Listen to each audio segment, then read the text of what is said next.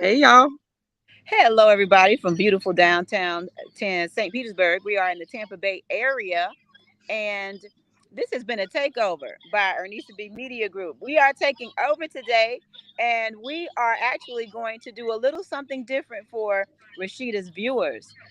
I will be interviewing Miss Rashida Strober, which is a talent that you have been in contact with for some time.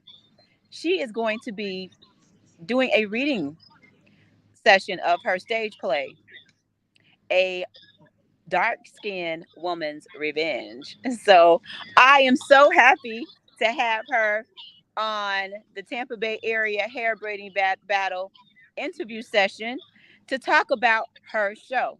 But before we get started, I'm going to go ahead and introduce myself to you because I know you're thinking, who in the world is this lady? I'm looking for Rashida. My name is Ernesta Barnwell. I'm the owner of Barter Hair Braiding College and Museum. We're the only legislated digital hair braiding college in the world. We offer so many different techniques, and we also offer a plethora of programs for K through 12, as well as we offer some intermediate training as well. So I have a company called Ernesta B Media Group, and we offer trade shows and pretty much everything to do with hair braiding. So I'm coming to talk to you today about the Tampa Bay area hair braiding battle, but I want to highlight this beauty on the left of me. And I know the person on the right is usually the one doing the interview, but she's going to be coming to you in her own way and telling you about this lovely talent that she has to be able to direct and produce her own plays, which is phenomenal. And we need so many more women in this space. I am so honored to be able to speak with her today about her endeavors in theater. Rashida, please talk to us about your experiences and what shaped this beautiful play. Oh boy. Well, first of all, I want to say to you, thank you for taking the time to interview me for actually your platform, which is going to be the Tampa Bay area hair braiding battle. So that's first. But to answer that question, oh my God, those of you that have watched the channel, the hardcore listeners and followers, you already know the story. But just to go take it all the way back to the beginning of where this thing called dark skin activism started, and how a dark skinned woman's revenge, the play, got started out of the movement. Dark skin activism, first of all, it actually started from the day I was born, I like to say, because when I was born into this world, I was born like millions of other dark skinned people with nappy hair. I was born dark skinned and nappy head. And being dark skinned and nappy head, being born dark skinned and nappy head was not a good thing, at least in what I experienced. And my childhood was filled with poverty. My childhood was also filled with a lot of derogatory, stereotypical comments based upon my dark skin and my nappy hair. And what I noticed growing up was that I was treated differently for having dark skin. What I noticed is that I was treated differently for having nappy hair. And when you combine the dark skin and the nappy hair together, it made for a recipe for something that I later called darkism. So the bottom line is dark skin activism was born out of my experience, but it has been informed by the scholarly literature regarding colorism and also racism. So just to take it back, when I was growing up, like I said, I was treated differently for having dark skin and nappy hair. And I noticed this because there was people that was in my family that was light skinned with so-called good hair that were treated differently. How were they treated differently? Well, let me give you some examples. They were given gifts for being light skinned with good hair. They were given compliments. They were given parties. They were given attention by other relatives in the family, a positive attention. Conversely, I was ignored. I was called ugly. I was not treated well by people in my family. And I know some of the people in my family, they watch my videos and they may say, well, oh, this didn't happen. But a lot of times we got to realize that children are young and impressionable. But one thing about children, they don't forget what they experienced growing up. And these are the things that I actually experienced and what I perceive from my from my own eyes and from my own experience and feelings. And so I do remember the times where there were certain family members that would, for example, allow a lighter skinned family member to drive their car because everybody felt that this person was light skinned with good hair and they were therefore prettier and more worthy. Or I do remember there were times that the lighter skinned, good haired people in my family would be, just like I said, giving gifts, clothing, money, compliments. And these are the things that you don't forget. And so as I got older, I would question why, because I was always introverted. And I know a lot of y'all don't believe that I was introverted, but I actually was.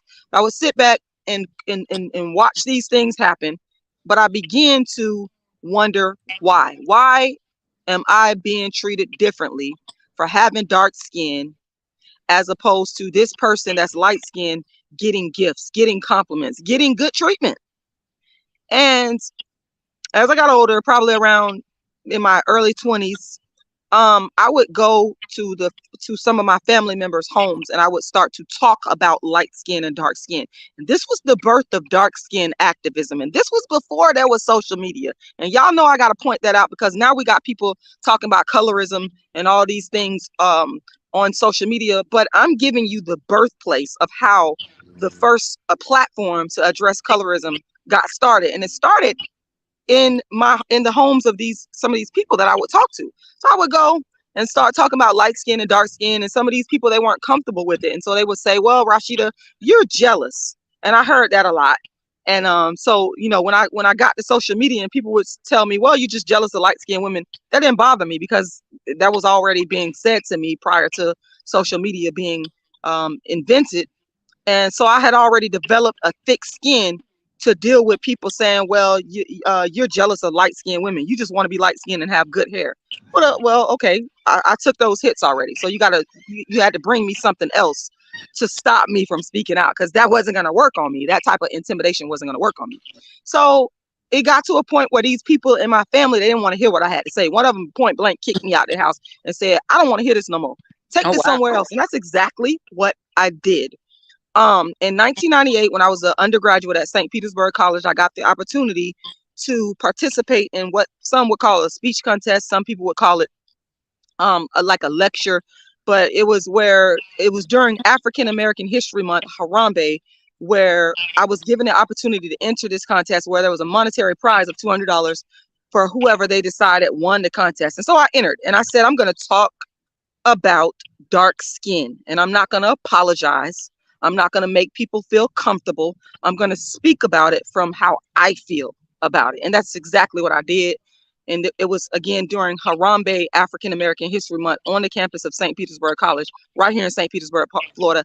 And that was the birth of dark skin activism, which is the first platform to ever fight to end what some people call colorism, but what I call darkism. And by the way, because I'm always giving credit to other Black women where it's due, I didn't coin colorism, and I've always stated that.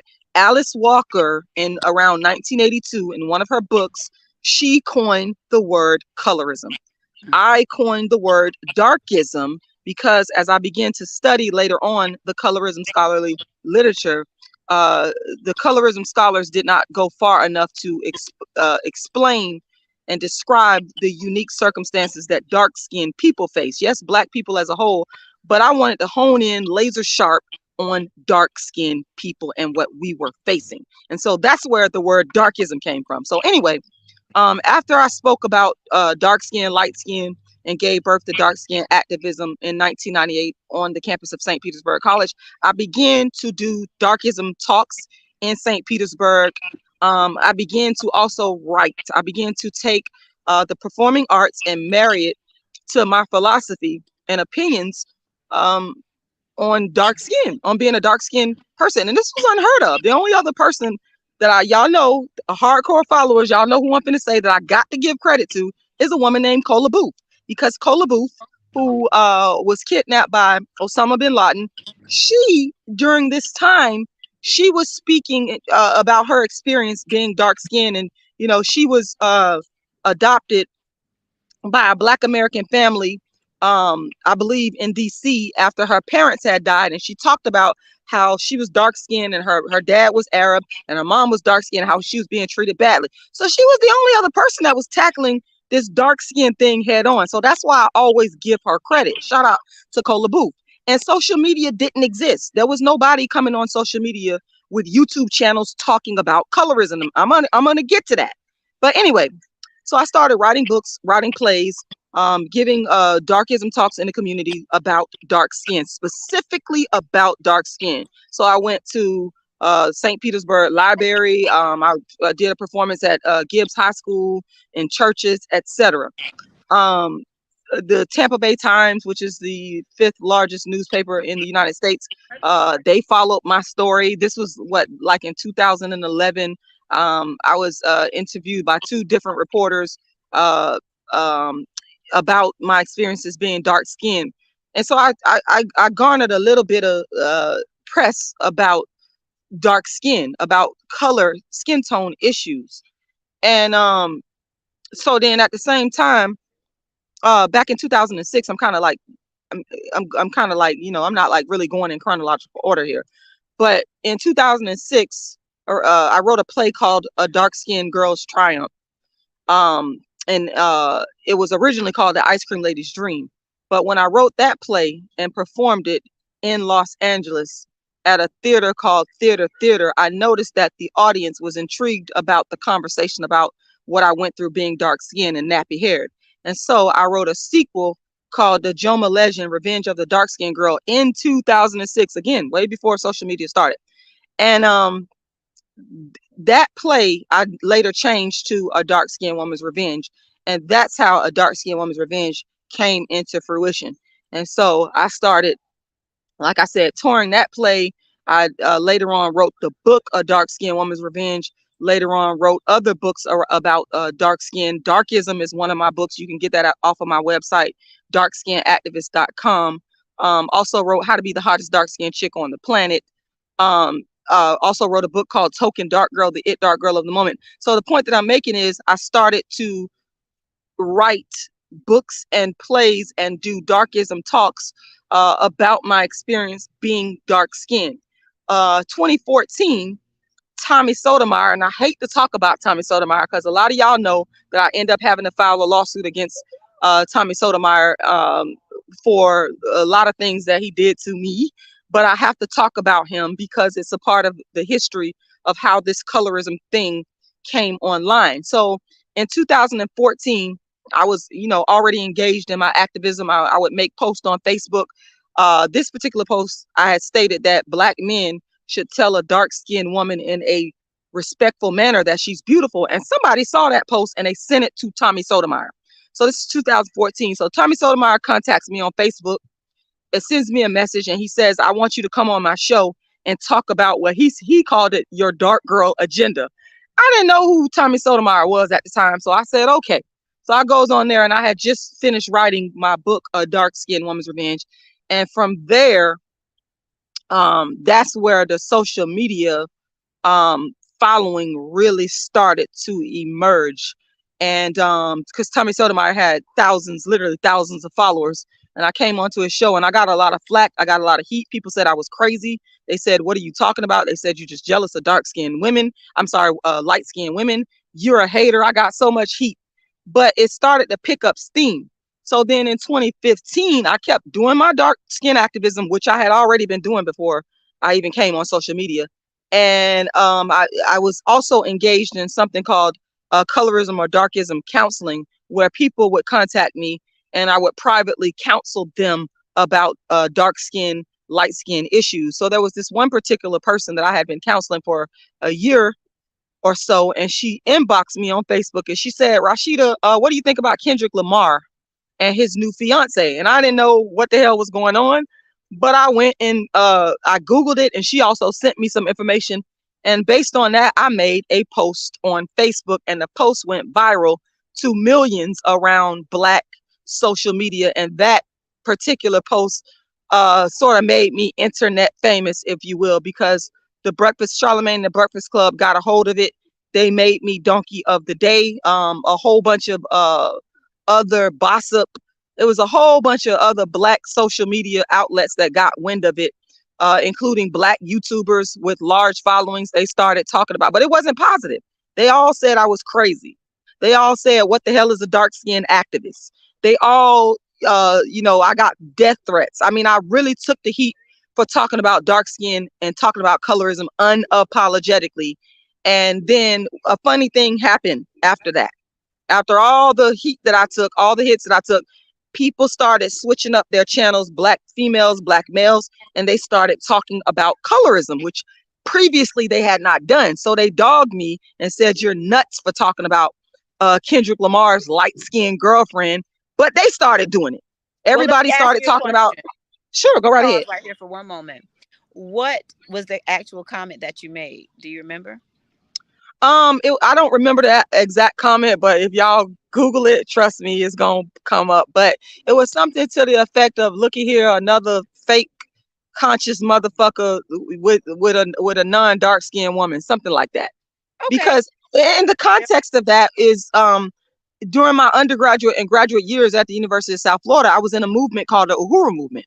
So I had already witnessed, shout out to the Uhuru movement, but I had already witnessed pro-Black men who would come and talk about pro-Blackness, but they would be with white women or they would be with light-skinned women. And I had a problem with that. And again, I was unapologetic about mine. It was raw. It wasn't politically correct. I'm in your face telling you this is what it is. This is what I don't like. And people didn't like that. So what they did, though, they said, oh, this person is getting this attention for talking shit about this. Let me go back to my channel and do it too. And so you had some people watering it down, but people never gave me the credit. They let me take the hits. They let me take the beat down, and I took it. I still take it to this day. But they went and monetized this, and a lot of people built their platforms off of the dark skinned activists talking shit about light skin and dark skin and colorism. Okay. And so that's what it was all about. I was already in the movement. My father was in the Nation of Islam for 30 plus years. I was already in the movement. It was organic. It wasn't nothing that I watched somebody online and say, "Ooh, let me talk about this." No, I was living the life of a pro-Black, dark-skinned Black woman in the movement, fighting for the rights, the political, economic, and social rights of Black people in America, right here in St. Petersburg, Florida, with the Uhuru movement, with Chairman Omar Ashtel. So I saw a lot of things, and I said what was organically, intrinsically in me, nothing conjured up or fake, because I don't deal with that. And that's the backstory of it. That's the framework of it. And so that's how this stuff got going. Yes, excellent. Yeah. I want to ask you a question because in other talks I've had, you alluded to how dark got started in the period. It started in the Eastern world where you talked about colonization, that nature, and I know you're saying dark, nappy-haired, but the Indian, they're dark, their hair is not nappy, but they are definitely discriminated against. Also, based on their skin color. So, prism and the dark skin is would put it. That actually was birthed in a time where colonization took place. I think that's what you were saying. That's what we were the last time we were speaking. I want you to touch on that a little bit because I think that you really had some nuggets to share in what you shared. And you also talked about how it made its crash course with Africa and how that some of the things that we see with colonization over in West Africa period. Okay. You were breaking up a little bit, but I think I understand the gist of your question. Okay. Okay, so as a graduate student at the University of South Florida, first of all, even getting into the graduate program, I experienced darkism. So I had to, being a dark-skinned person with nappy hair, you always got to fight. Nothing comes easy. So to get into that program, even though my grades were good and my grade point average was good, I remember having to like go raise some hell to get up into the graduate program at the University of South Florida. But once I was in there studying international relations, one of the things that we would have to do as graduate students is we would have to study European white political theorist. And what I learned is I can become a political theorist too. And that's exactly what I did. So in doing and coming to that realization, of course, I had to write a thesis in order to get my master's degree. And my thesis was on the dark skinned people of Sierra Leone and the Civil War. If you know about Sierra Leone, and if you just the continent of Africa as a whole, it's been a lot of civil wars that has taken place over there. And a lot of those civil wars, the origin of those civil wars is racism and white supremacy. And so the sister, the brother of darkism is racism. It comes out of racism. And so this theory of darkism really started to take shape when I was a graduate student, because at the same time I was also studying the colorism scholarly literature. And I said, this is great work. I respect the colorism scholars to this day. But one of the things about learning and intellectualism and scholarship, if there is a missing gap in the scholarly literature, you fill it as a scholar. And that's where darkism came out of, because I'm looking at the situation, for example, in Sierra Leone, and the common denominator is the European oppressors, because they had the International Monetary Fund, which was spearheaded by the European Union, and they came up with these outrageous policies that Sierra Leoneans had to follow in order to get access to capital that they needed. And that is one of the things that led to disparities, economic disparities, social disparities in health and education, etc. These policies that were instituted by the International Monetary Fund and the World Bank, and these organizations came out of white supremacy, which white supremacy leads to colonization, leads to manifest destiny, led to slavery, all of these things.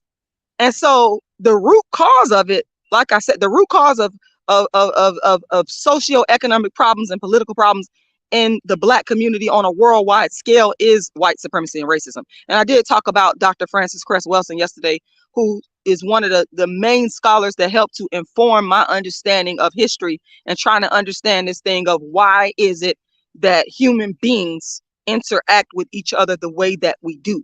Because as a history major, that's my undergraduate degree, I have a bachelor's degree in history from the University of South Florida. The reason why I decided to major in history is because I want to understand, why do we as human beings treat each other differently based upon skin tone and hair texture? Why do you think that you should have this level of privilege because your skin is lighter than mine?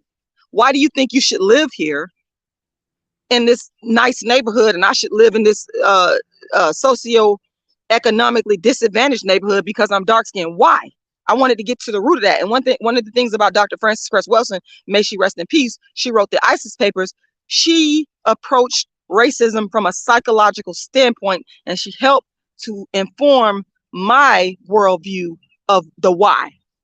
Okay, so darkism, theory of darkism, is informed a lot by Dr. Frances Cress Welsing and Dr. Neely Fuller, where she got a lot of her intellectual inspiration from. They talk about I believe the 11 areas, and y'all can correct me if I'm wrong, the 11 areas of people activity where racism and white supremacy rears its ugly head. And so when I look at Sierra Leone, for example, and Sierra Leone is just a case study, because you can apply the case study of Sierra Leone and the war that took place over there over diamonds. You can apply that all over the continent because of white supremacy and racism and colonization and the colonizer, how they came over to Africa and wanted to extract the wealth of the Africans and created division and caused problems. And so then the Europeans come over to the Americas and they commit one of the greatest acts of darkism by murdering, like you said, the Indians, the millions of Indians who are also dark skinned. Their hair might not be as nappy, but it's still darkism nonetheless. And so when we talk about darkism, I'm talking about a global phenomena that is taking place. Global darkism is what I also call it. Systemic economic darkism is also what I call it in my book called Darkism: 25 Ways Dark-Skinned People Are Discriminated Against. Systemic economic darkism, all these things stem from racism and white supremacy and the Europeans' quest to rule and control the raw materials, because that's what it's all about, raw materials. And you take those raw materials and you put them into a finished product and you put it on the world market and you control everything. And that's what it's all about. Darkism comes out of that. So when we talk about Black people in America who are the descendants of the enslaved Africans, we are suffering. We are still suffering from that. So me being a dark-skinned Black person, you know, I have to work I have to work harder than white people or light-skinned people or biracial people to achieve anything because I'm dark-skinned, and there's a hierarchy. Where the whiter you are with, you know, light eyes, blue eyes, straight hair, white skin, you're gonna be at the top of that hierarchy. Whether it's a beauty hierarchy, whether it's a political hierarchy, economic hierarchy, social hierarchy, and then everything else trickles down to the people at the bottom. And the darker you are, you're at the bottom of that hierarchy. And so you're going to have to fight harder, even though you might be, like I was talking about when I went to the University of South Florida. Even though I had the grades, I had the qualifications, they didn't let me in that. I had to fight to get up in there. I had to fight for every. And people say, well, why are you so rough? Well, if you spending your whole life fighting because of your skin tone from the time you're born, you think you think you're going to be weak? Yeah, fighting for every. You can't be weak in dark skin. Yeah. You can't be weak in dark skin or you'll get eaten alive.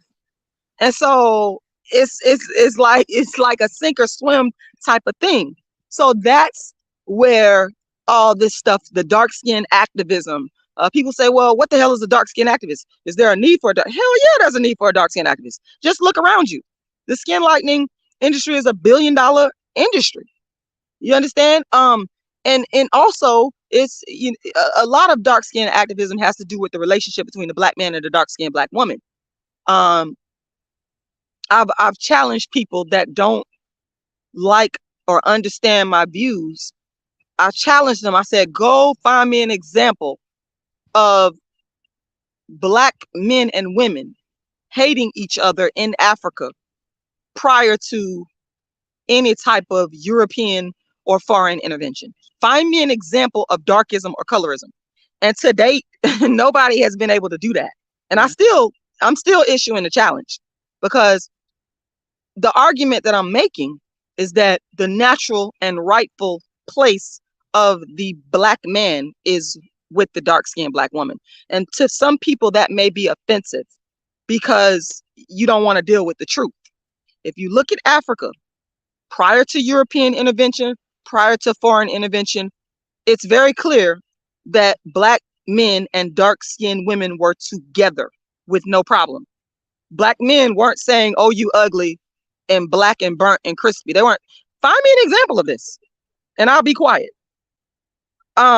So also we got to understand that Africa has 1 billion plus people. And whether we want to acknowledge the truth or not, the majority of those people are dark skinned. They're not light skinned. And I do know that light skinned Black people exist in Africa. This is not any hate towards them.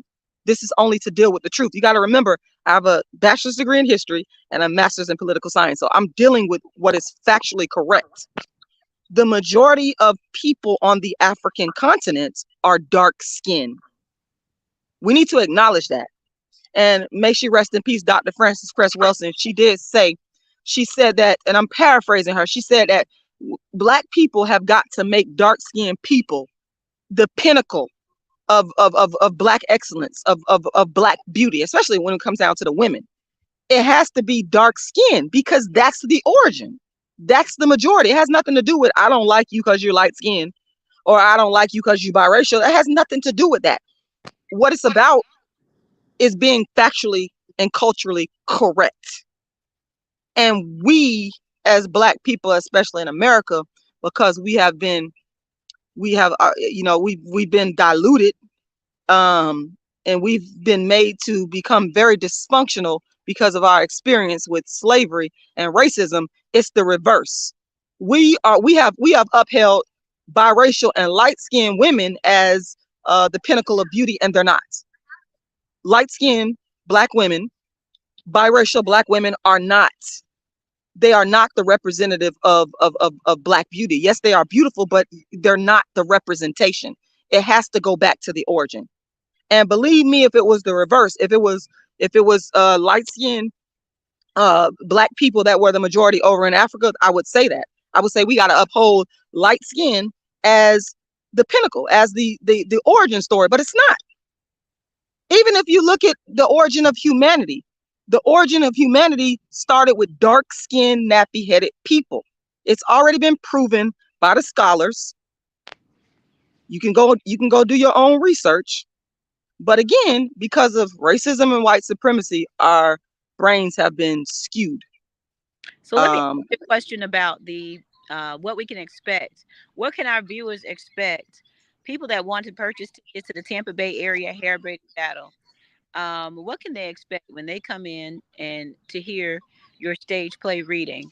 I know that this play has been accepted to the Black Cinema Festival in Atlanta, Georgia, and I think that will be happening when, like August.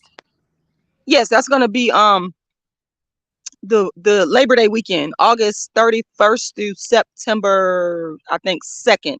And Okay. I don't have the specific dates because they're going to place the play somewhere in the lineup of all these other wonderful black plays. So I don't have the dates yet, but as soon as I get the dates, I'll let you guys know. But yes, And that's um, absolutely excellent. And we're so happy to have you at the Tampa Bay area hair braiding battle because everything starts at home, honey. Charity starts at, and then it spreads abroad. So we're gonna that's have right. And so I'm happy to be on your event because you are celebrating blackness, and I like anything that celebrates like all the way blackness. Like I don't want to half do it. And again, people get so offended because they think that excluding light skinned black people and brown skinned black people. But again, that's not what it's about. So much damage has been done to the psyche of black people in America that we have got to work hard to go back to the origin so that we can fully understand why it is we need to even praise dark skin or praise nappy hair. And I do say nappy hair in a positive way. I don't use nappy hair in a negative way. But to answer your question, what to expect from the play?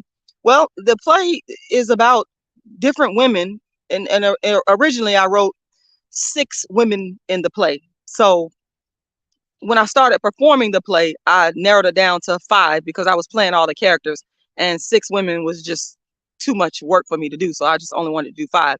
But originally, it's about 6 women, 6 dark-skinned black women. Because remember, we're gonna highlight dark skin from different socioeconomic backgrounds. Because another thing I want people to take away from the play is that dark-skinned women are not a monolith.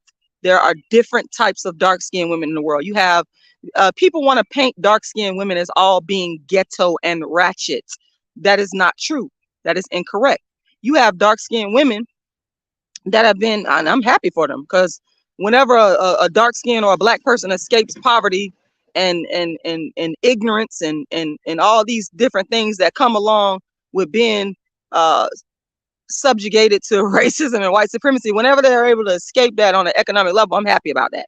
So not every dark-skinned black woman grew up poor and in the hood. And so my play reflects that. So I have, middle class, upper middle class black women in the play, so-called ghetto ratchet black women in the play.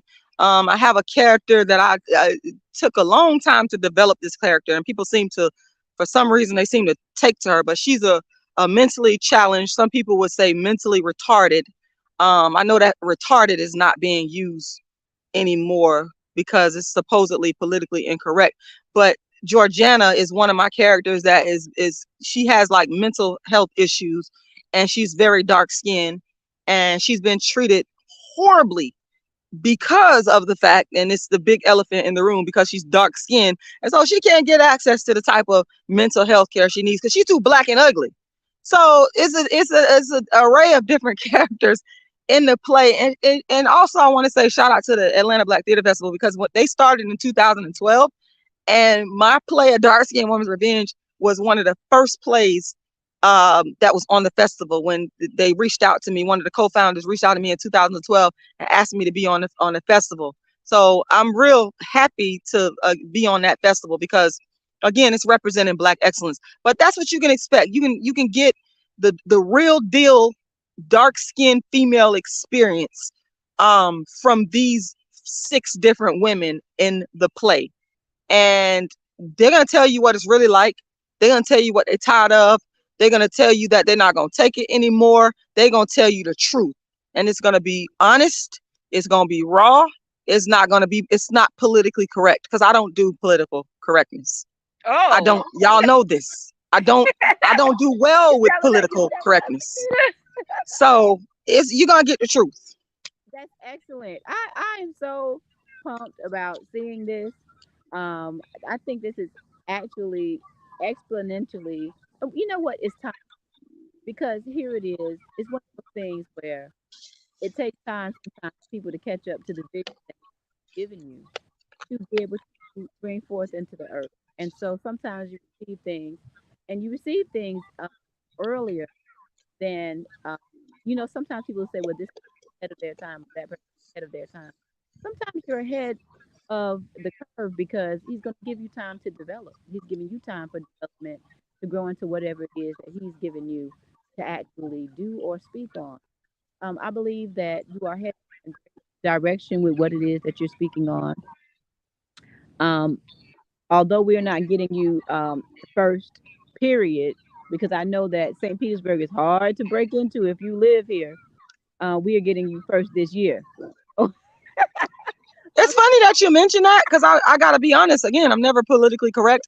I spent about a good 10 years trying to build a platform in St. Petersburg. And I'm going to be honest with you. I said to myself, I'm never going to do any type of event in St. Petersburg ever again unless I'm paid, because the people in St. Petersburg did not receive me well. And so what I did starting 10 years ago, I took my movement to the internet.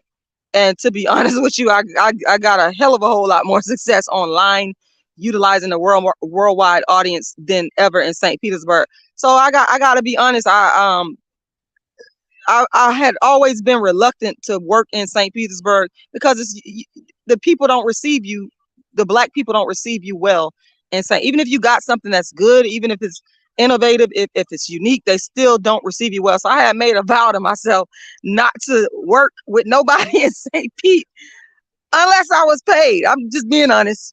So, but sometimes you got to do what God intends for you to do, and you just go ahead and you do it, and that's just what it is. And so, like I said, I'm happy to support your event, because it's in alignment with Black excellence. well, we highlight Black excellence on any or needs to be media group is dedicated to doing so. And whatever the story is, we're all a part of a beautiful mosaic that they call Black. The diaspora reaches far and wide. And what I love about your story and many other stories that will be shared at the before the Tampa Bay area hair braiding battle, I'm just going to let your audience in on this. We're going to have the Diaspora Beauty Refocus Business. And at that brunch, we will have elders, but we will also have youth. We will have uh, empty nesters, but we will also have moms that are raising and taking care and maintaining a home. Okay, they're in the middle of homemaking. We will have so many different women sharing from the African diaspora, and Black America will be there in all of our pride and excellence as well. And I'm happy to be able to represent both, because I have both African descent and Black American descent. So I'm happy to be a part of this mosaic, and I am thankful to God that He placed me with some of the strongest women on earth to be a representative. And Black is it, and it's our time to show forth and do what it is that, and the daughters of the diaspora, it's really our time to hold each other's hand and to move forth into what it is that we are supposed to be in the industries and in the mountains, um, that we're supposed to be on top of, not the mountains be on top of us. So Amen. I always support anyone, any female, especially black female, that is getting her footing or has her footing, has something to share with the world that comes from a place of, especially your experience in the diaspora, because this thing has done something to everyone. The trauma that we have to overcome, that has come down from years of affliction, that has to be overturned. We are still in fights for things like reparation, and so these are, and we're trying. A lot of people are still trying put their lips around. Okay, some people may put their mind around it, but some people try to put their lips around the word reparation. Some people don't even want to say the word. So Mm. we have so much to do and accomplish. We need each other. We all have teams. We all have experiences that the transatlantic slave trade has definitely uh, reaped on generations of and African ancestry. And I say ancestry, African, but Kemetic, Semitic, okay, ancestry. So, with all that being said, I look forward to seeing you all at the Tampa Bay Area Hair Braiding Battle. That's happening on April 26th. That will be happening in beautiful downtown St. Petersburg, which is located in the Tampa Bay area, and we are looking you there. Now, the ways that you can participate. If you're saying, listen, I'm in Toronto, I'm in Kathmandu, I am in Bangladesh, I will not be able to come. Okay, you will come. Mhm. But we are going to stream this.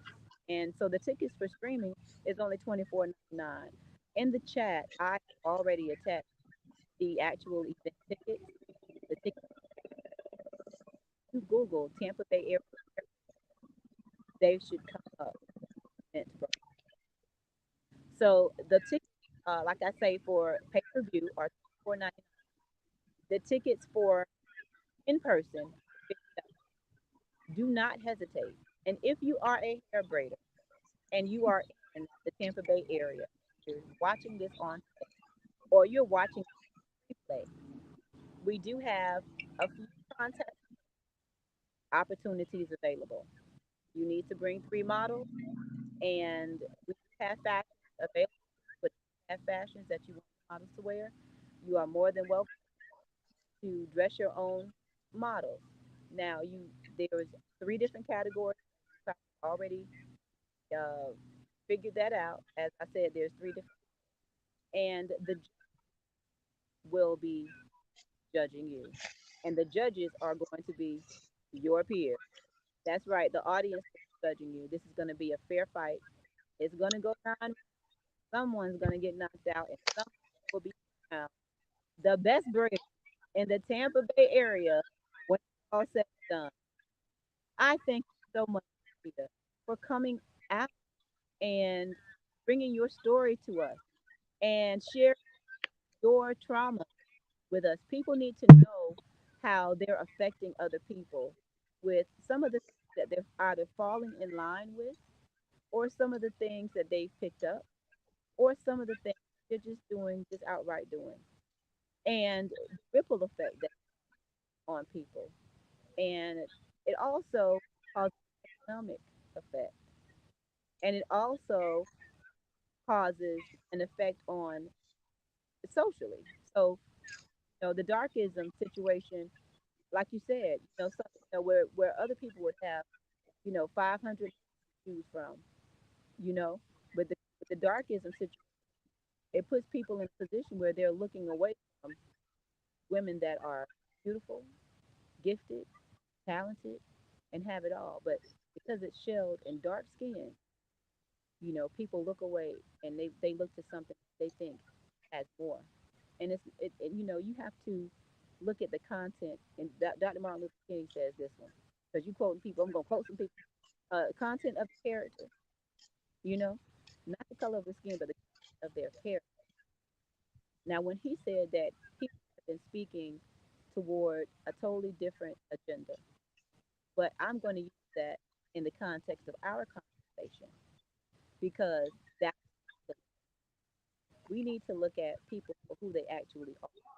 And I love the fact that your play shows so many types of dark skinned women because there are some dark women that you do want to run away from. There's some women that you want to embrace.